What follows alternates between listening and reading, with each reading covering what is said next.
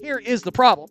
So many of these incidents are happening towards Indiana Fever players, particularly Caitlin Clark. The WNBA has a massive problem, and the Indiana Fever are officially done with. Because what happened to Caitlin Clark against the Connecticut Sun wasn't just a missed call, it wasn't a one-off oversight. It's a pattern. Instead of celebrating the fact that the Fever just made it to the Commissioner's Cup Finals, something that should be headline news, the entire sports world is locked in on something else. The continued reckless way that Caitlin Clark is being treated on the court. In this case, the refs weren't just allowing physical play, they let the Sun attack the literal face of the league and get away with it. And when Fever head coach Stephanie White stepped up to the podium and started answering that very first question about the officiating, you could feel it coming. This wasn't going to be a carefully worded statement. Epic takedown, it was necessary. Because if we learned anything from this game, and from Stephanie White's post-game presser, it's this. The WNBA didn't just fail to learn from the 5 games Caitlin Clark missed.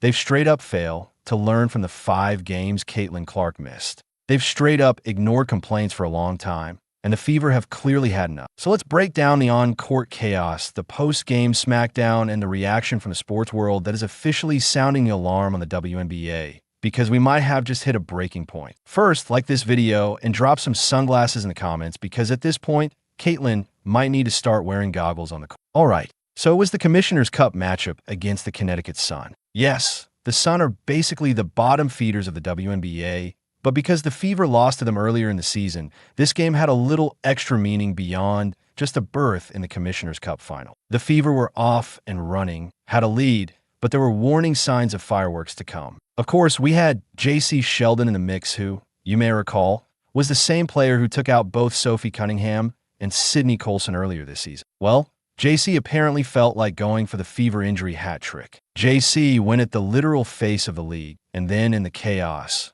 Marina Mabrey body checked Caitlin to the court. In just one sequence,